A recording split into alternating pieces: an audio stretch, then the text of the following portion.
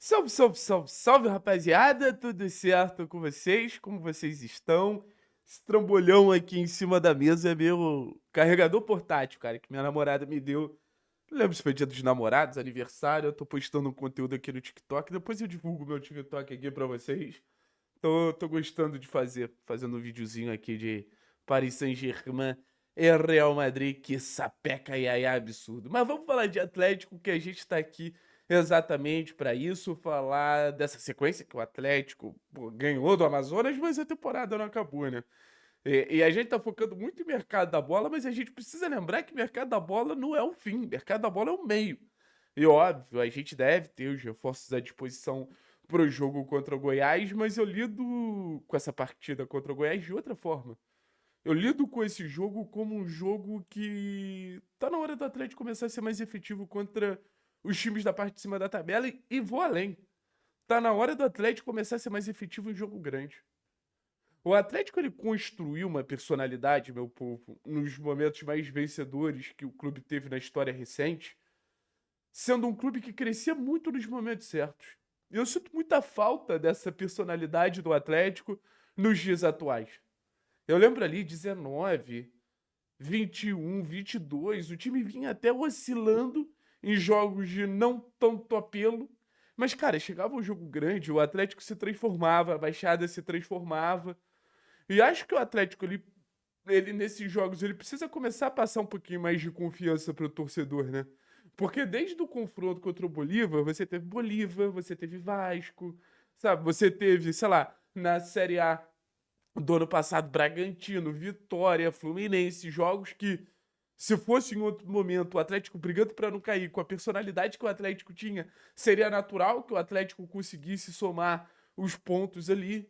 Então, o torcedor ele perdeu um pouquinho da confiança do Atlético nesses jogos maiores, nesses jogos de mais apelo, nesses jogos grandes, assim. Eu acho que esse Atlético Goiás é um jogo grande na perspectiva da Série B. Se você for parar para pensar e, sei lá, se você tem a oportunidade de vender Atlético Goiás para um gringo, pô, é o jogo de um dos times que tá na parte de cima da tabela, entre os líderes do campeonato inteiro, contra um time que tá numa condição ali, que eu acho que a gente precisa exaltar, de recuperação, que era considerado um dos favoritos, começou mal, oscilou e tá voltando, tá pontuando bem, tá jogando razoavelmente bem em diversos cenários, então é um jogo que tem uma narrativa, é um jogo que tem uma historinha pra contar ali. Só que o negócio é muito legal, eu estaria pra contar antes. Aí a questão vai dentro de campo. E eu acho que, assim, o Goiás ele vem oscilando e ele vem mostrando que ele não é aquele adversário impossível do Atlético ganhar. Não é aquele adversário que o Atlético vai ter que parir um filho pra ganhar do Goiás. Não. O Goiás tem seus problemas. O Goiás tem alguma questão ali de pobreza ofensiva. Mas o Atlético, nesse processo de amadurecimento do trabalho do Odair Helma, ele precisa saber jogar jogo grande no sentido de ser um time responsável com a bola, ser um time que controla jogo, ser um time que tem ali mais posse do que o adversário, ser um time que vai criar, vai enfiar a faca e vai girar no adversário quando tiver a oportunidade. O Clássico é um grande exemplo. A gente teve talvez o maior momento de domínio no Clássico, a gente não conseguiu matar o jogo. Se você vê as chances que a gente criou no Clássico hoje, quando passa um pouquinho a questão emocional, a gente enxerga claramente que o Atlético poderia ter ganho com tranquilidade a partida, mas não conseguiu porque não conseguiu ser mais perigoso, não conseguiu ser mais letal. Então acho que é o primeiro ensinamento para esse jogo contra a equipe do Goiás. Ter uma produção ofensiva, eu acho que isso o Atlético ele vem conseguindo ter, independente do cenário dos jogos. O Atlético é um time que produz, não é à toa que é um dos times que mais criou grandes chances ao longo da Série B. E o Atlético tem alternativas para produzir de forma diferente, utilizando o lado do campo com o Cauã, utilizando o lado do campo com o Esquivel, tendo um ataque com o Luiz Fernando, com o Allan Kardec, com o Renan Peixoto, um ataque muito ativo, fazendo com que o meio-campo participe do jogo, independente de quem jogue ali, Zapelli, pô, uma partida extremamente criativa contra o Amazonas, Juliano, uma partida extremamente criativa no Clássico. Então o Atlético ele tem esse leque para ser esse time que joga em cima do adversário, tem a bola, mas precisa converter chances, porque senão no primeiro contra-ataque o adversário vem.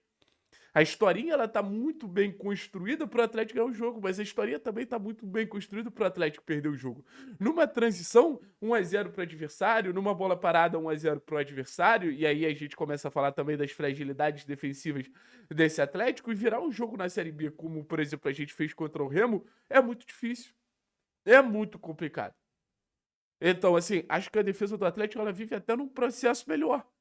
Então, por isso que eu falo, o Atlético como um todo, ele não pode se expor e não ser letal, porque o outro time vai ser.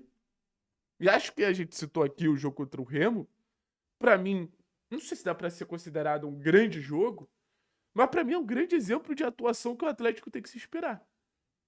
O Atlético teve 25, 30 finalizações contra o Remo, criando de formas diferentes, empurrando o Remo pra trás. A gente toma o primeiro soco no queixo logo no primeiro minuto, mas a gente tem maturidade, a gente tem mentalidade pra buscar o resultado e a gente vai forçando, a gente vai forçando, a gente vai forçando. E, pô, naquele momento a gente trouxe a torcida junto, naquele momento o time contagiou o cenário. E mesmo se o Atlético não tivesse ganho aquele jogo, eu acho que o torcedor não seria nem tão incomodado, porque o Atlético fez por onde.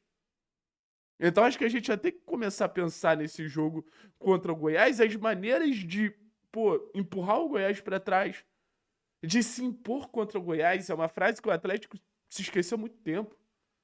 A capacidade de se impor. E volto a dizer, o Atlético tem material humano pra isso. E se o Atlético começar a ter um ritmo forte, a ter um jogo de intensidade, o torcedor vem junto pra que essa imposição técnica ela aconteça mais naturalmente.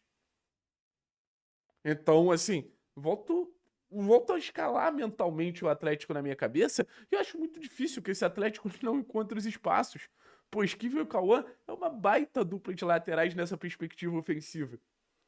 O Zapelli, ele encontra espaço em qualquer defesa da Série B, sabe?